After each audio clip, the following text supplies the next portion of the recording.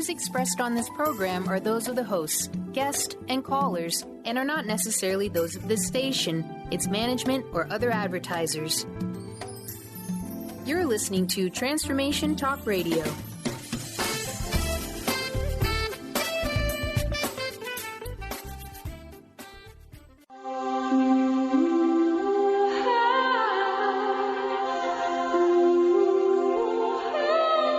Welcome to the Mindset Makeover. During this unique show, hosts Lisa Berry and Michelle Carter accompany you on a journey of mindful thinking, true feeling, and clearing mind chatter, all to align you with deep answers and multiple possibilities that help you move forward and live in the now. You become present, clear, and unstuck, and able to live fully led by your heart. Michelle and Lisa invite you to listen and feel this transformation through vibration of word, sound, and song. Open up to what's possible and experience a shift.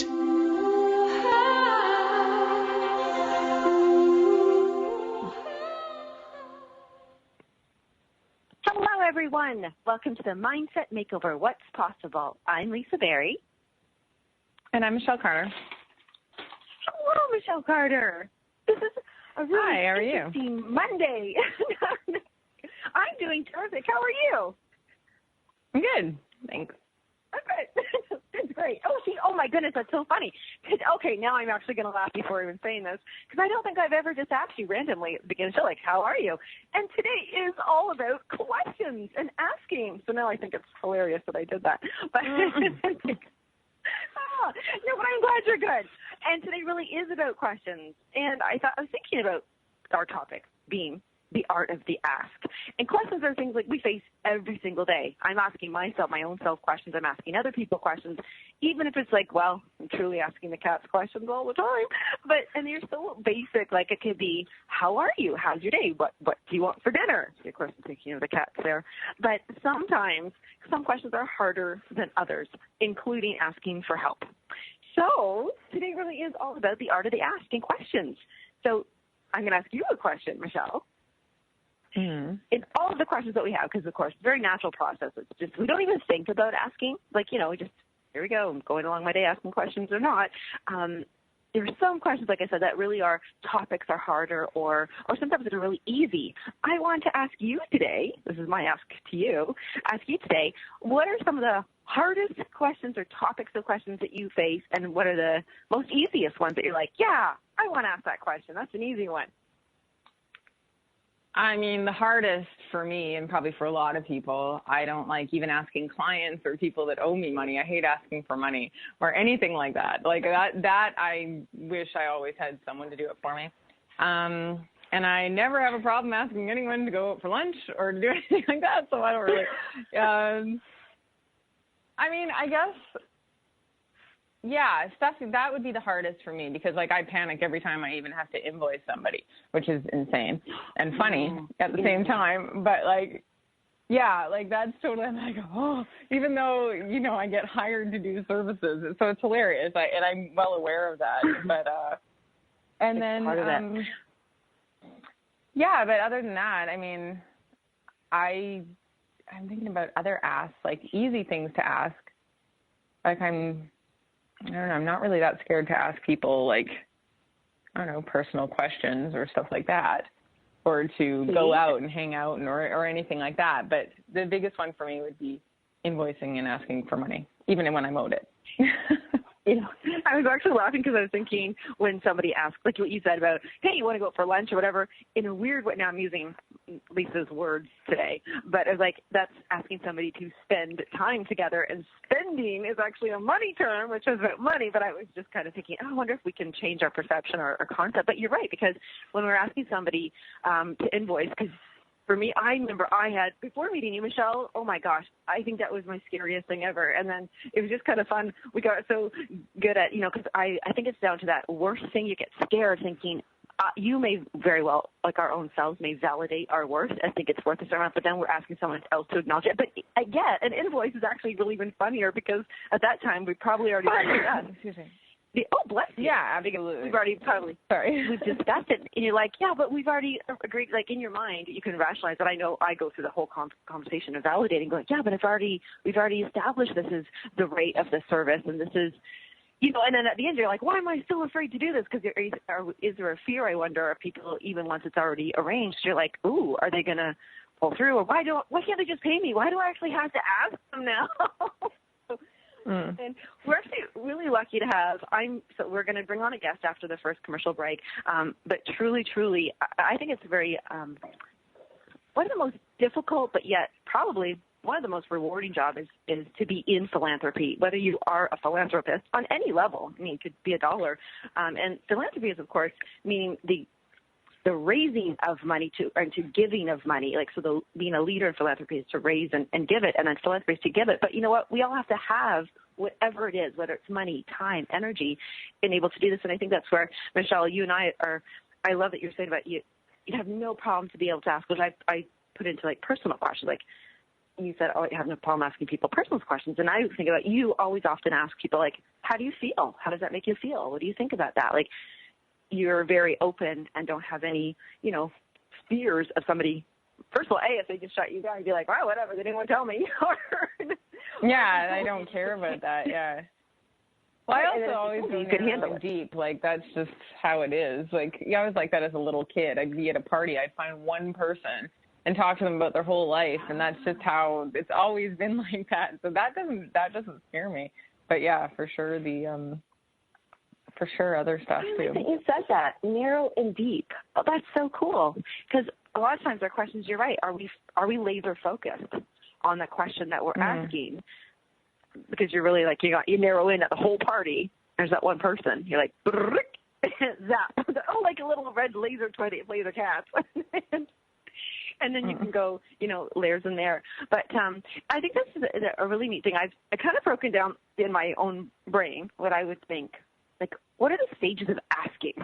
And so I kind of came up with them as, originally, you have this need or desire, something, right? Like, it's like a lunch date, or, or you would like money for an organization, or you would like whatever. Maybe it's actually not even money. That was time spent. It could be anything. It could be a position or a job or something. Or oh my gosh, think of all the people who have to ask somebody else to marry them. That's a really scary question to ask sometimes, even then you think you know the answer. But I was thinking of this at original. Yeah, I don't think you should ever ask when you don't know. When people get turned down, it's like, oh, don't ask.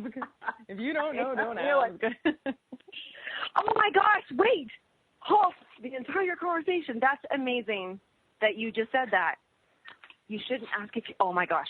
Okay, wait, I'm having an aha moment. Well, I mean, that's the thing in when you're interrogating people, like, or because, I've interrogated so many people, but like lawyers or if, like this is just something I do.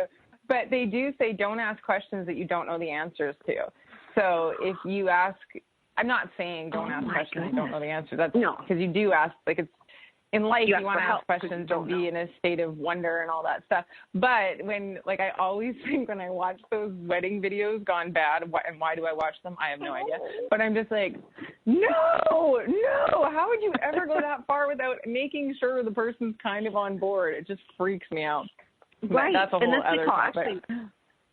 No, I love that you said it, because actually, like in sales, you want to pre-qualify people, basically. And anybody who's been to a sales pitch, I'm sorry for those people who, I'm sure I give a sales pitch, but meaning I'm sorry for those people who, but we actually, in a weird way, it's premeditated, like asking, okay, well, who's in charge of your money? Would your husband or you be the decision makers, or do you have this much money? They ask those questions on a survey. But I love that you said that, because in fact, one of my steps that I was going through, and I believed, in my world of the structuring of the ask, was one of them was preparing for the answer, of the possible answer, and preparing for the answer that you want.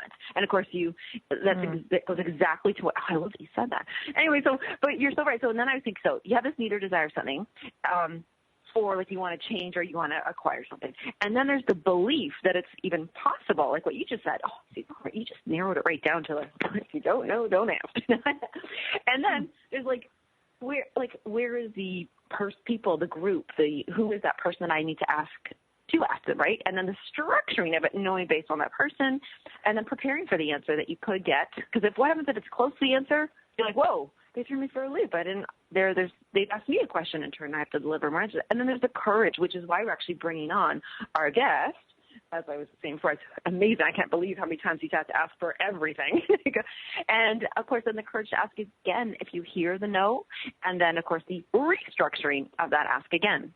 So I guess it takes a point for somebody to be able to know the answer before they ask, like what you were saying. Mm-hmm. Like so things have to happen before it. Mm-hmm.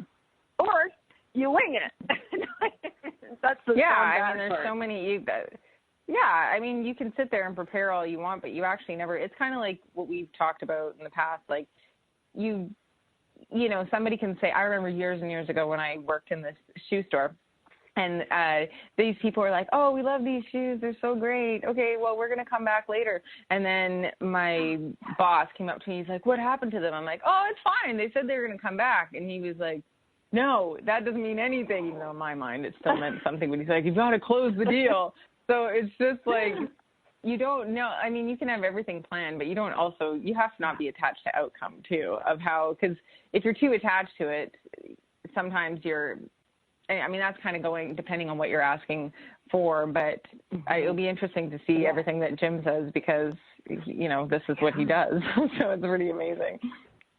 I know. And when you're saying about like closing that sale or doing that kind of thing, is it always comes back to, because what you said, it depends on what it is that you're selling. Because a lot of times we can say, you know what, it's okay if I got a no. It doesn't change the belief in me. I don't feel like a failure for that no, and I don't feel these things. But when we are usually asking for something that's directly related to what we have attached it, not to the outcome, but attached it to our worth or our value, what we perceive it to be and what we believe others believe in us, I think that's where, I actually really am excited to hear all these things. Jim's actually, when we bring him on after the show, has raised over $150 million for foundations and things that, in essence, he has to have believed of the value and that worth, because he's going in and asking from a lot of little things, because little things add up to the big things. And that's actually important, because imagine your shift selling shoes. One shoe makes you feel excited, but then again, at the end of the day, you're hoping to sell 10 pair of shoes, and you can go home and go, I feel amazing. The value of the ask of the sale. But yes, I think we narrowed it down to it's that commercial. Okay, when we come back, we're going to, the art of the ask, value, and cats fighting everywhere on the commercial.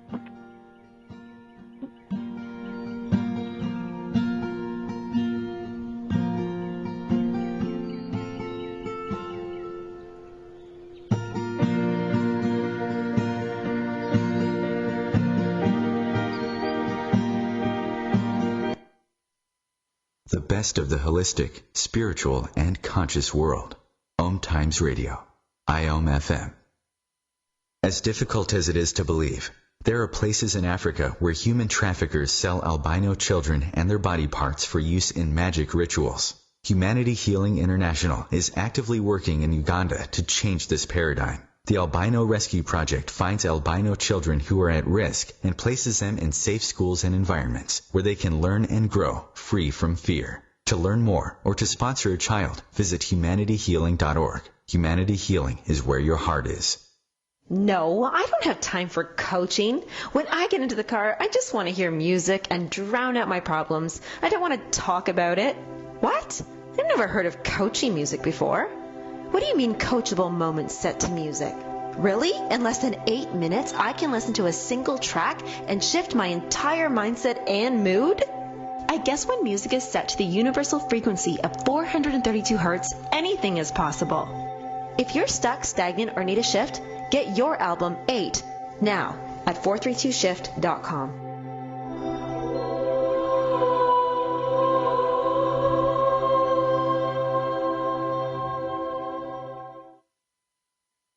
Welcome back to The Cat Show. Up next, we have Nico. Nico is a member of the Shelter Pet Group. That's right. A group known especially for their sunspot sleeping, ball chasing, leg rubbing, and of course, companionship. Just look how she struts. It's like she owns the place. And see how she curls up and cuddles her person. The pitch on her purring is simply perfect. Nice one. Fantastic cat. But really the best way to know an amazing shelter pet like Nico is to meet one. Visit theshelterpetproject.org today. Adopt. Brought to you by Maddie's Fund, the Humane Society of the United States, and the Ad Council.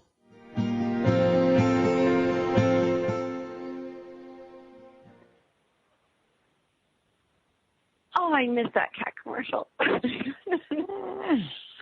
was so funny. You know what? Usually, and I say this with everybody to bring how the cats are so good for their radio shows that today, not only has Brinks decided, Lucy's usually called Brinks is a troublemaker, and Brinks was just a crazy pant. But I was going to ask you, Michelle, you know that new song with Taylor Swift right now? She's singing a duet. Who is it with? Oh, goodness. Oh, again, I know they don't say this, but there's a line in the song. I swear that she says, in a cat box. I know she doesn't say that. Every time I hear it, I think, I have to, but I'm usually driving, so I can't look it up, which is very safe driving. But it just makes me laugh every time, so I thought that was kind of funny. The Brinks wants to be a part of today's show. And guess who else wants to be a part of today's show? Jim Zeman wants to be a part of today's show. So let me introduce him. Oh, goodness. Well, yes, because this is, oh, goodness. Jim, I know you're online. I just want to make sure I'm just going to do a little hello in there. Jim? Hello there. Good afternoon, ladies. Oh, hello.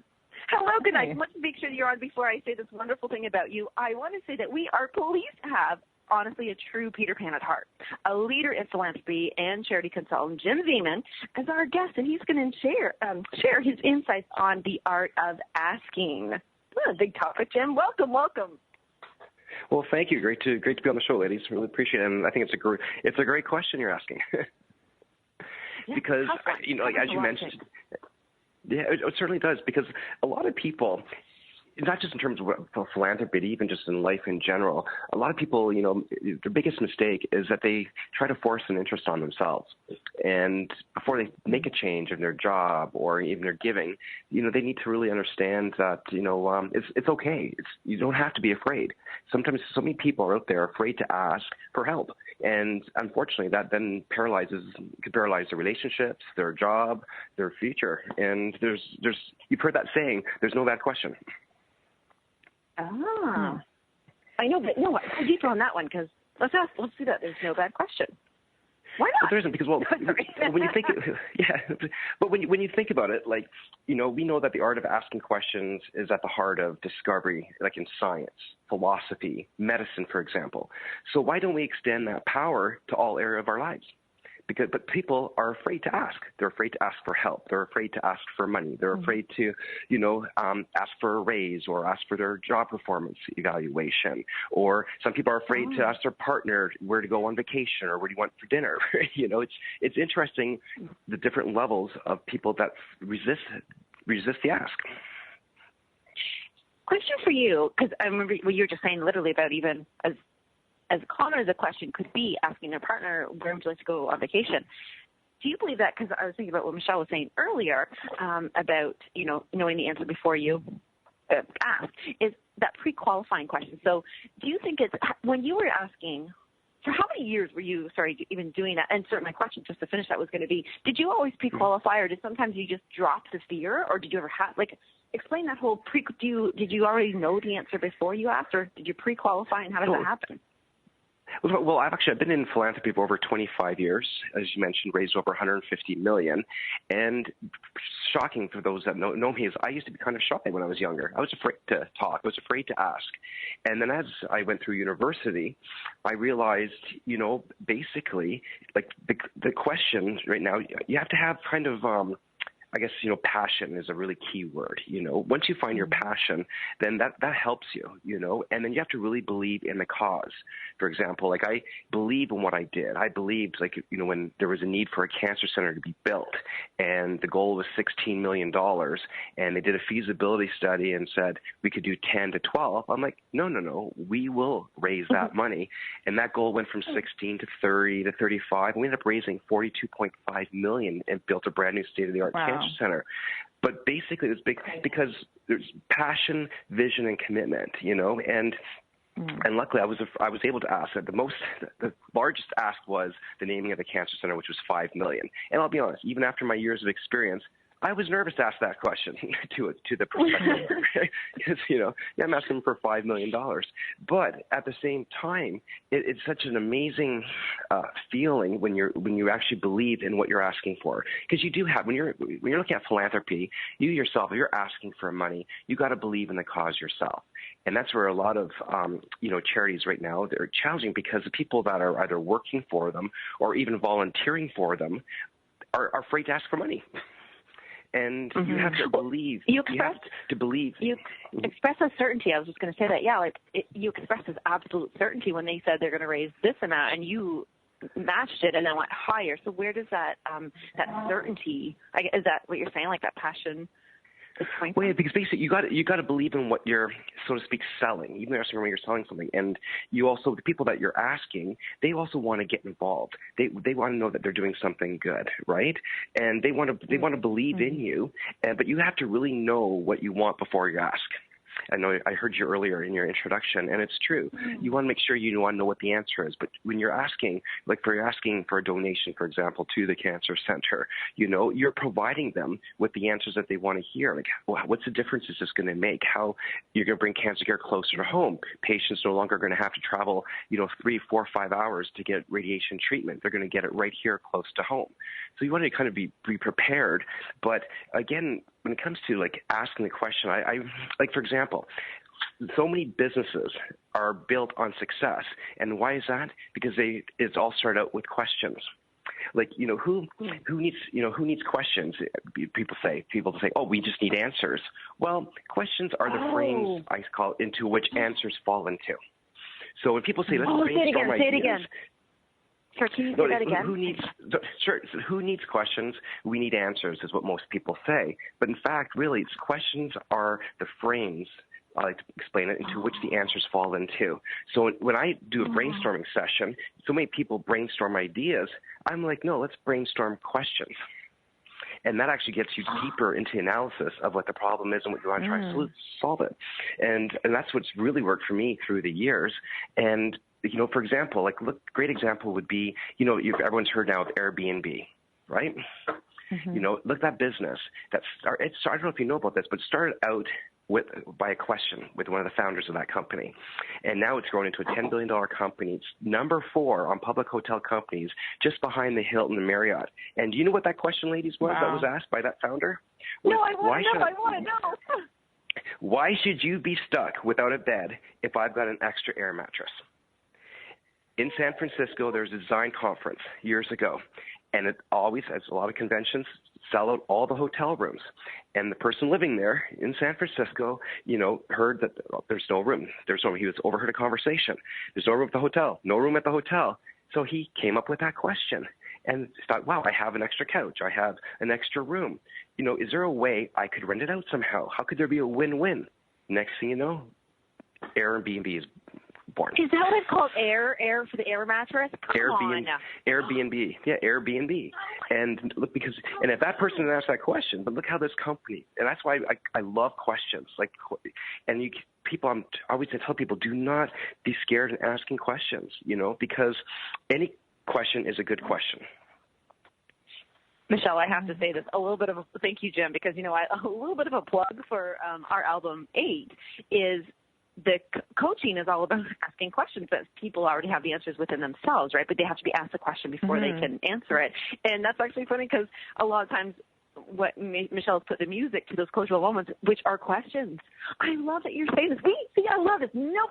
We did not discuss any of this, and I love that right now I'm freaking out over the Airbnb that is the air mattress. That was so cute. But if I may, success starts with a question. So I have to highlight that. Success starts with a question. So if anybody out there listening, if you're needing something, you want something, you want to, hit a certain mark, it starts with a question, and what you had said, questions are the frames where the answers fall into. Is that what you said? I want to rephrase. That's right. That's right. Okay. Exactly. And I like questions. I like questions that can be acted upon. And that's where I think people lead when they really want to move forward in their lives, looking for a change, is start asking questions that can be acted upon, And, I just feel that, when you're looking at, you want to believe, believe is one of my favorite words, believe, passion, and you have to have a vision. Exactly. But, believe anything that you want is possible. You have to believe in yourself. And once you believe in yourself too, and then that's where you, like, for example, a job interview. When I've mentored many people over the years, have helped, friends, my own children in terms of being interviewed, because a lot of people are afraid of a job interview because there's all these questions that are being asked of them. And now you can go on the internet, you can get your typical 101 best way to answer a question. Whereas I tell everyone, I give the advice, yes, sir, answer their questions, but please be prepared to ask them questions.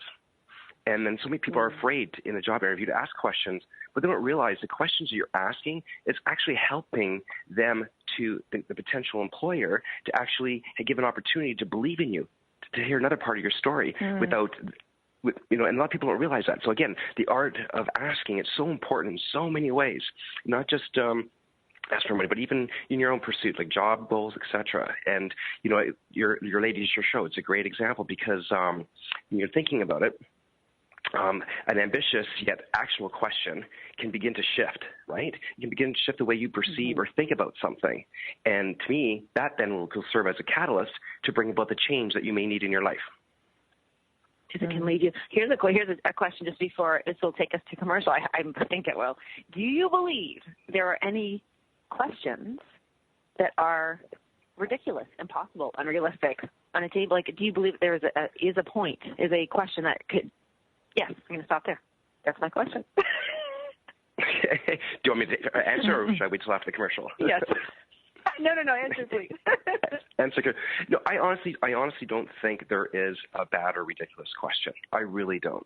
Because if you really want to ask it, if you're asking it to a group, if you're asking it even to yourself, I don't think any question is a ridiculous question. And people are afraid. Even, people are afraid to ask about little simple things. And you said a marriage proposal. Absolutely.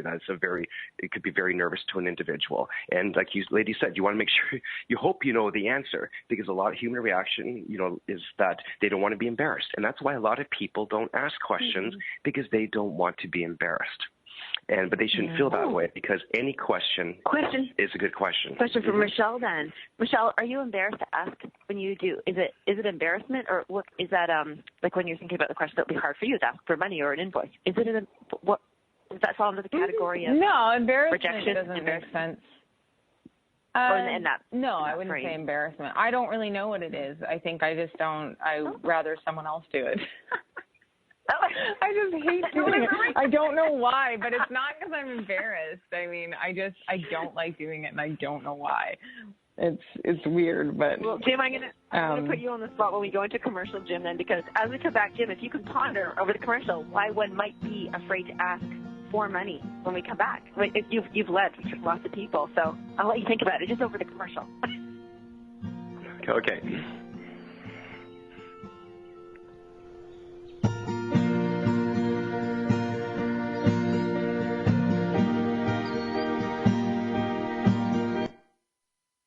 The best of holistic, spiritual, and conscious world. Om Times Radio. IOM FM. Host your show on IOM FM, the radio network of Om Times Media, one of the more recognized brand names in the conscious community, and is backed by the extensive marketing reach of Om Times. Hosting a show on IOM FM immediately connects you with our extensive dedicated community.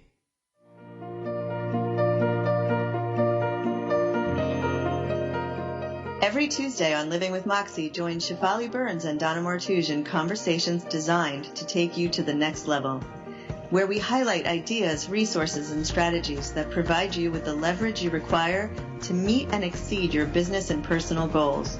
Each week on Living with Moxie, we will lead conversations related to success, achievement, fulfillment, and extraordinary, vibrant living. Are you ready to live with Moxie? Join us.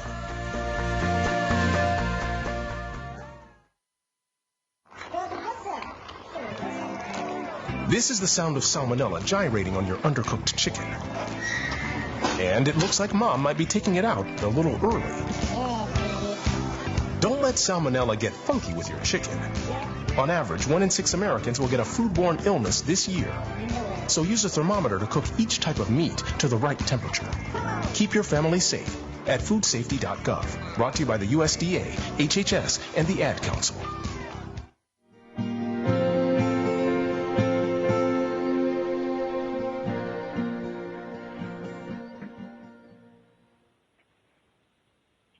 Yay, me. I want to explore Michelle, because actually I in fact, Michelle, share that same thing about finally asking for the money after it's already been established and it's all good. And I'm like, which is weird because I think you're so good at it.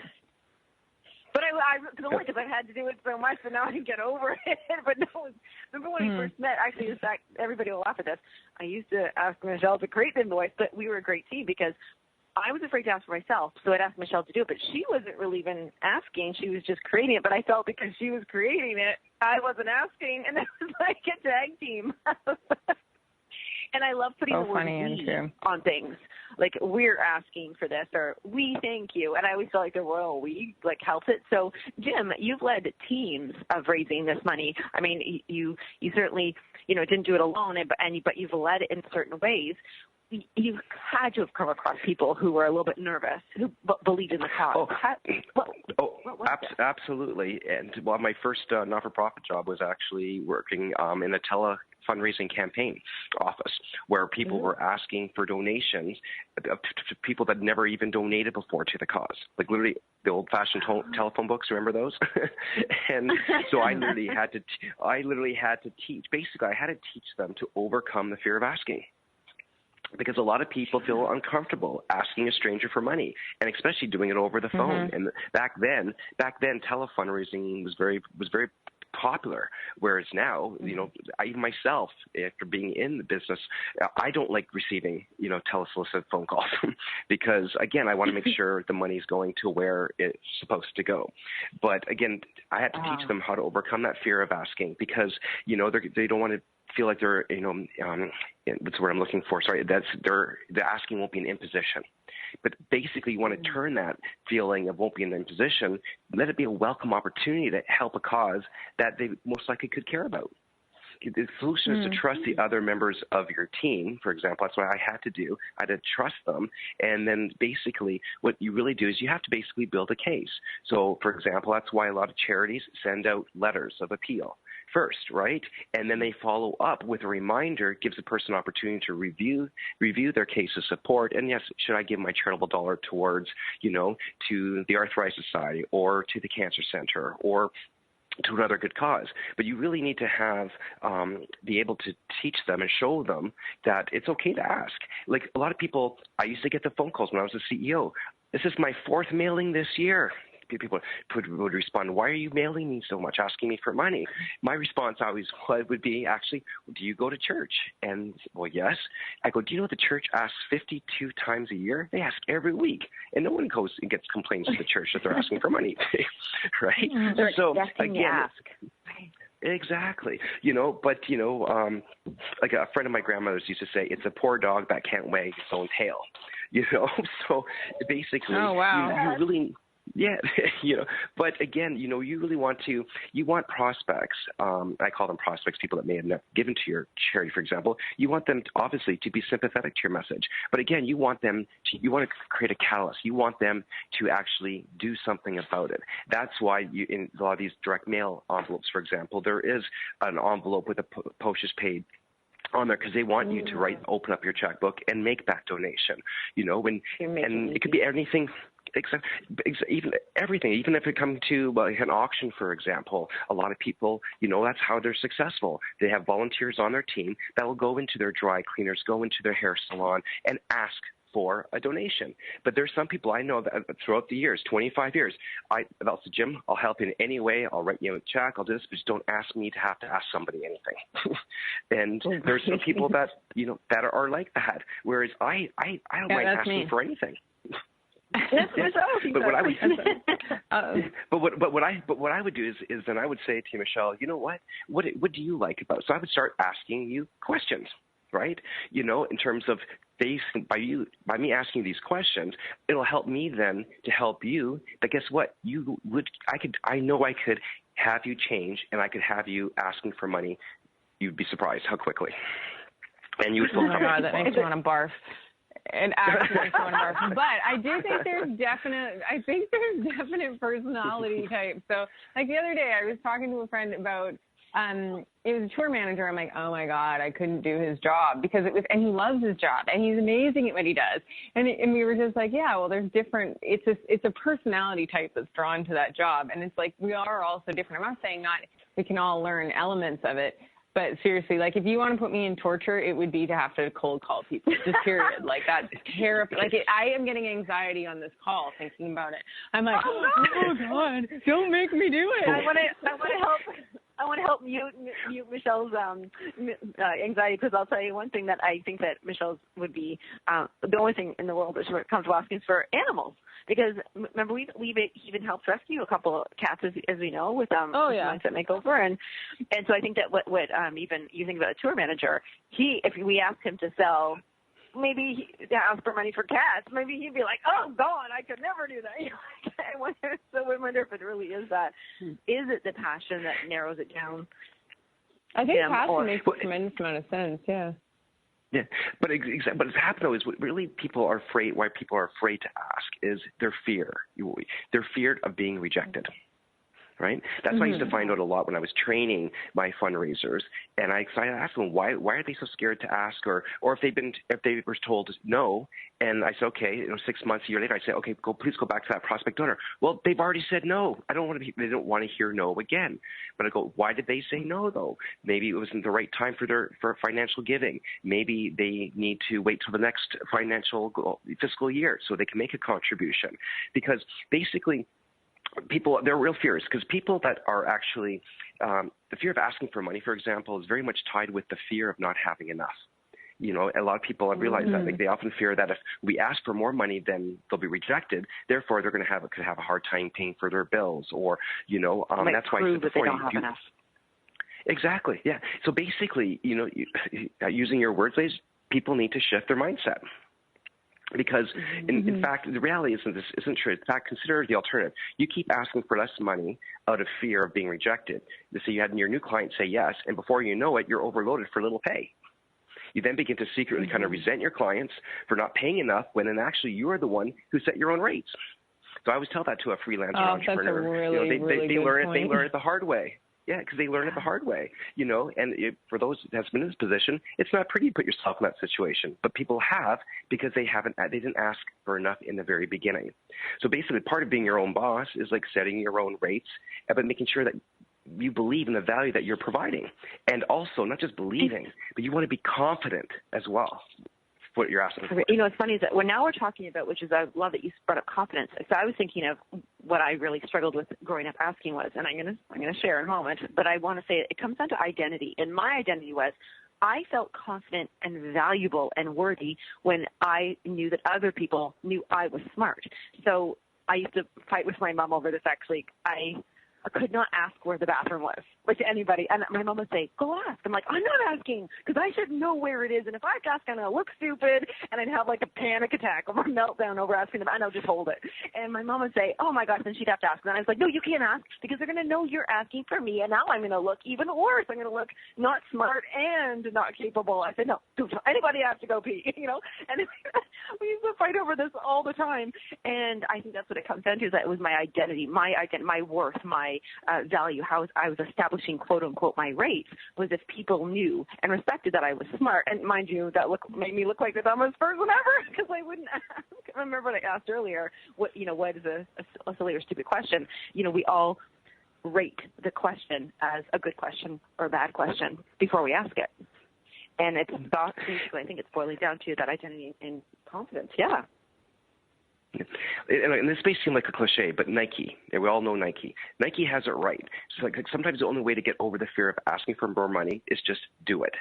Because you'll surprise yourself, Michelle. You'll be surprised yourself with how easy it becomes later down the road. You start out small until you build that confidence, where you're. And like I said, before you know it, you could be a fundraiser, Michelle.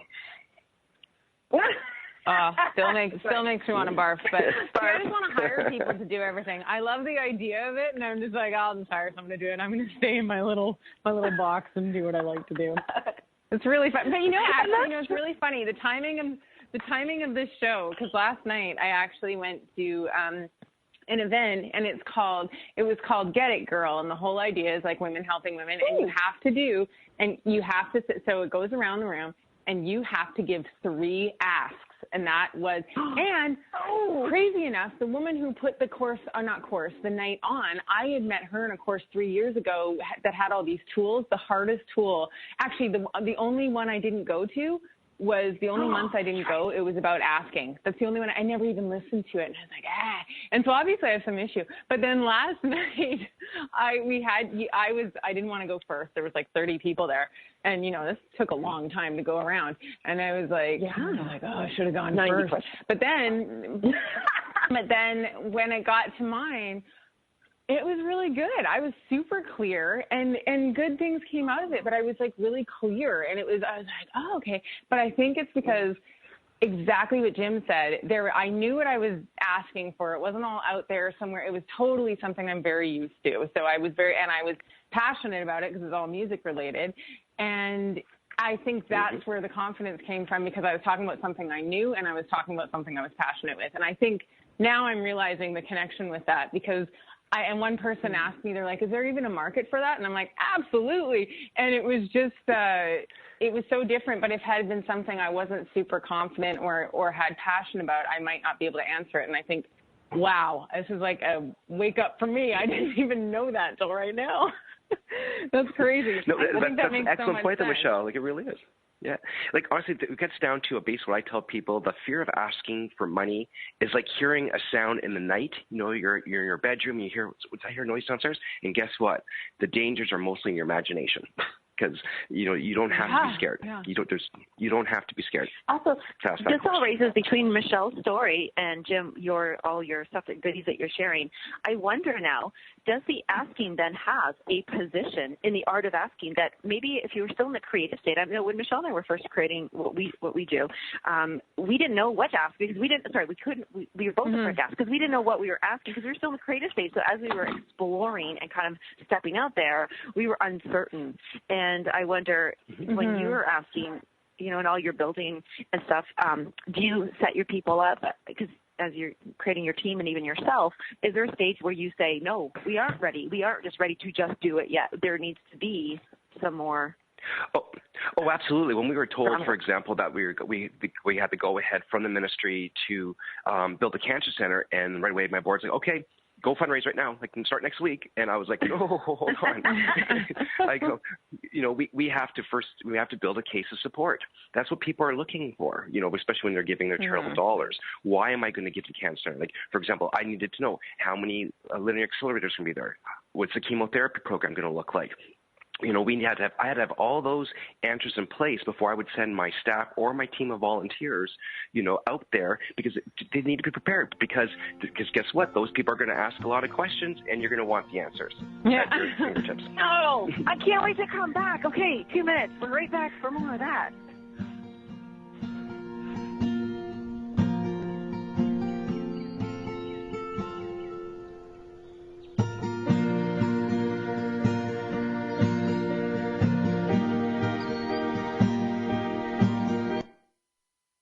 Connecting you with the best of the conscious minds in the world. Om Times Radio. IOM FM. Have you ever wondered how to change your love paradigm? The secret key is finding a love partnership, not just a regular connection. How do you find these? Through conscious relationships. Ascending Hearts Dating is a dating site for people like you that believes in second chances and a different type of spiritual connection. Try Ascending Hearts for free today at ascendinghearts.com and change your love paradigm. Ascending Hearts, the premier dating community for the spiritually awake.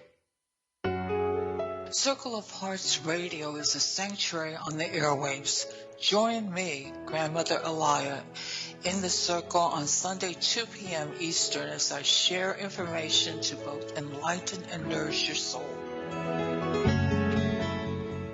So I'm a cat, and I just moved in with this new human. And she's got this little toy she's always playing with, all day long. Tap, tap, tap, tap, bloop, bloop. She can't put it down. There it is. Oh, and get this. She even talks to it. Last week she asked it for Chinese, and guess what? Egg rolls showed up.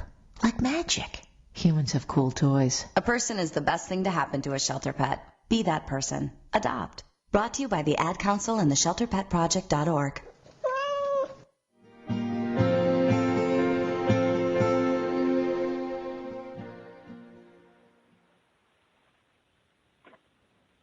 my mind is racing, Michelle, between all the questions and the timing of the questions and all these kind of things. And I have a question for you. Okay. In fact, actually, one of them, I have a good friend, and she's in a relationship, and she asks questions because she's going to act on it, right? So she's going to ask, what do you want for dinner? Where do you want to go? What do you all these things. And he gets so annoyed. He actually says, just do it. Just, I don't care. Like, just make dinner, just whatever. And she's like, yeah, but I don't know what you want or what time you want to eat it, blah, blah, blah. What about those people who, is she asking too many questions, or maybe he's just not a good question receiver? Like, why do people ask so many questions and blah, blah, blah, all that stuff? Yeah, well, there are people that ask almost too many questions, and there's also people that are afraid to ask questions. It's almost probably equal when you look about it. But what's really interesting, I go back to their childhood, to be honest, because when you think about it, children have no trouble asking for anything. I know I have too. Oh, yeah. And even when they're 21 and almost 19 now, they have no trouble asking for anything, which is good because they ask over and over, especially when they're younger, and they don't even seem to hear the word no until it's been said several times, right? But by the time most of us reach the age like 10, 12, 13, our ability to ask for what we want has now been trained out of us, right? And I firmly believe that. Wow. But again, sorry, can you repeat that? You didn't. Sorry. Yeah. No worries. It's okay.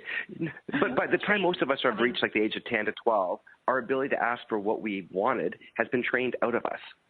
So that's why it's challenging for more people. Yeah, because as we get older, like for example, like Michelle, she says she doesn't like to ask people because, again, it depends on how you were as a child too, and how you were raised, and some parents say, you ask too many questions. Wait, why, Michelle? Why? I'm so out right now. Because I was thinking during the break, I was fearless when I was younger, and I asked the question in my mind, and then you answered it. So that's kind of crazy. Because I was actually going to ask before the end of the show to be like, because literally up until just fearless up until my 20s. I don't really know. Like I did so many because I didn't care. Like even when I was 18 in music school, like I didn't like one of my grades. And I was with another, I'm like, I'm better than this. And then I was like, I'm going to go talk to the teacher. And she was, the girl, my friend, was freaking out. She's like, you can't do that. That's not fair. I go, worst thing he's going to say is no. And I walked to the teacher, knocked on the door. I'm like, we both know I'm better than this. Let me do the test again. And he was so shocked, and he goes, okay. And then I went from 65 to 98, and my friend was so pissed off. She was so mad. And I was like, hey, he could have said no, and he didn't. And the reality was I was better than that 65. But then, and you asked I think of some of the stuff, and I was different. Like when I did stuff like that all the time, and then something in my 20s just shifted. And I don't remember an exact event or anything. But it's just interesting that you said that, because I was really thinking about that during the show, and then you just said that. Well, because the first step in getting over your anxiety about asking for money is to remember, guess what? You weren't born with that anxiety, right? Mm-hmm. And so you've been taught about money possibly could have perpetuated a system that the rest, you're trying now to change. Mm-hmm. Oh, you weren't born with that anxiety. You should teach courses on the entire show. I love that. It does, kind of, in a weird way. But you know what? That's the cool thing. Oh, you weren't born with that anxiety. Oh, my God. I really want all the listeners to hear that. Wow. Because you know what? So in just asking, because we're kind of now, I'm just picking on my friend in a good way. I'm trying to help her. Does she have anxiety that she just is going to make a wrong decision, so she needs validation constantly, or am I on the right course, am I on the right course, am I on the right course? Or does she truly need, sometimes you really need to know, what do you want to eat? You can't just, order or make food, and then somebody goes, oh, God, I can't eat that, I'm allergic, I don't like it, That's a couple questions, though. Well, but it could be the broad. But Jim, some people really do ask way too many questions. You're like, oh, I don't know. Oh, no, it's true. You can be overwhelmed. And I don't mind people asking me questions.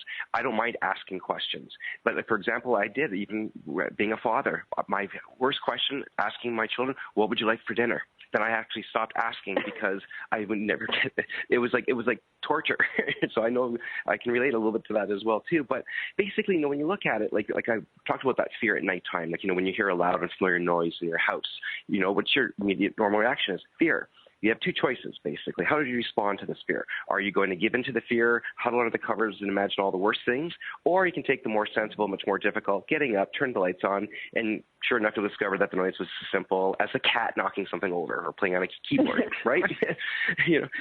But in the same way, look at everyone's fears about asking for money. In the light of discussion with others, we show that many of these fears, at the end of the day, are irrational, and that for most, the feared outcome is far less likely to happen, right? So true. The fear outcome is less likely to happen. Because even if it wasn't... And what I would recommend to people is... Oh, sorry. No, I like your recommendation. Go ahead. Okay, but I would say what could help people, not just fear of asking, but ask any questions. What I used to train my staff and my volunteers was I'd say write down what you think the feared outcomes are going to be. Oh. Right? So, and trust me, then you go through that and you're like, wow. So what you do is you write it down, and then after 4 or 5 minutes, you look at each one and go, wait, okay, the prospect's going to say no. Or is this person, I'm going to ask this person to marry me. Is this person going to say yes? Will they say no? Are they going to yell? Are they going to hit me? It's just, but basically you write down what you think, what are your feared outcomes? And it'll help you overcome them. And we could even take Michelle's earlier thing about narrow and deep and say the one thing is a fear that they'll say no, and then I won't have the money, and then what? Because I won't have the money, I won't be able to pay this, and because I won't have that, I won't be able to. So I'm using Michelle's earlier narrow and deep with that, because really I love the art of ask, because say you go ahead and ask for $1 million for something that you're building, and somebody says no, but then you ask how much can you give, and they turn around and say, well, I can give $750,000. You're like, all righty then, Exactly, because basically it's true. Because basically at the end of it, when you ask those brainstorming questions to yourself, you ask those questions like why, basically you're going to fall into 3 different categories. It's going to be the fear of things that will definitely happen some of the time, like the person would say no. There will be the fear of things that might happen but could be dealt with if they do, like the person will ask for money, that person will ask questions that person can't answer. Or the third one would be fear of things that are extremely unlikely to happen, like, for example, they'd be punched or sued, or throw up. Right. You had mentioned earlier. Or barf. Well, that's not that unlikely. If I'm nervous, I might throw up. So that you probably don't have a fear of that, because it's pretty likely. Yeah, it's like I don't have a fear. Like, some stories that you've shared, because I have really, really lost being embarrassed about a lot of things because I fall all the time. Like, it's to the point of ridiculousness that I don't get embarrassed. Like, I'm not worried about falling down because it happens so often. And even yesterday when I went to the event, I realized there was an entire chunk of my hair, entire chunk, soaking wet. And I was like, how did that happen? I was blow drying my hair, but at the same time, I just don't care, because it's like a lifelong realizing that these things just happen. So I think, what you're saying, though, that can be applied to everything. It's like, is someone going to go through the phone and shoot you? No, it's not going to happen. Nothing really that bad is going to happen. And if I could apply Michelle, I got to tell you something. Dan, Michelle, you'll both find this hilarious. Michelle and I tend to say these are craziest stories, and then they relate, because check this out. So yesterday, I rarely have to go to an event or something, but yesterday I had to do my hair all extra pretty, and I was like, oh my God, always only because it matters. And usually, it just looks fairly decent without much. And then when I do fiddle with it, I'm like, gosh, why am I spent a ridiculous amount, and it looks probably the same as it always looks. And here you are saying, a chunk of wet hair. But it actually probably looks better than you. I know, but it's, it's just our fears can shift but it's all depending what's important to you. Like, we all have something. We all have something that freaks us out. That could be very, for Jim, it's very easy to ask, because that's just what he does. And you also had a lot of success at it, too. So you probably believe that, most people are going to say yes. Yeah, but Michelle, you hit it exactly right. A lot of people. Hardest thing for me to ask now? Oh, that's tough, to be honest. It should be red or white tonight. No, just kidding. but I have to get back to what Michelle, though, had mentioned. But it's true. Basically, to help people overcome it. At the end of the day, I mentioned about writing down what do you think the potential fears are. But basically, you want to help people let go of their personal barriers, because for some reason there's certain personal barriers that prevent people from asking. as well as understanding, by how asking for money isn't important. It's an act. It's because there's a lot of ways that people can really, because don't forget, you ask a question, you could be rejected, but the worst answer for me as a fundraiser was the word maybe. I found that even more challenging sometimes than the word no, because I think maybe that opens up a whole other. Is that what? Because now what's going to happen? You now have to ask a lot more questions. Is it because maybe it's because it's not a good time for them right now, or maybe they're going to be getting more money in down the road, or maybe they just don't think the cause is good enough. So that opens up a whole new discussion, and again another meeting. So. People that are listening, try to answer yes or no, because that could be a whole show in itself. Oh, you know what, Michelle, that's a great question too, or a little bit of a homework thing to ask all of the listeners.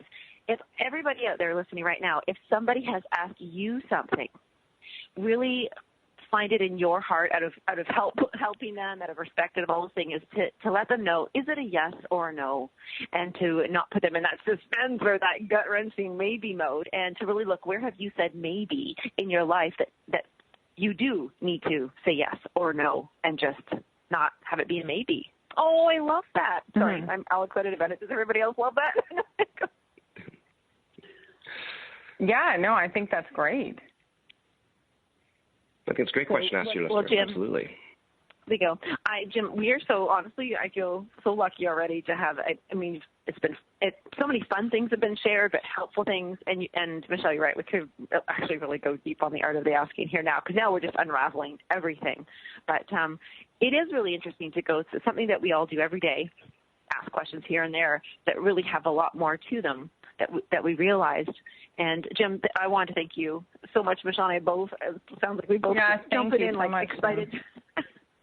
It was my pleasure. My pleasure, ladies. And again, remember, every question is a good question. And again, make sure it's ambitious, actionable, and make the shift. Change the way you need. I love it. Actionable. Thank you Jim. so much. Michelle. Thank you. Bye. Bye, everyone. Thank you. Goodbye, everyone. Bye.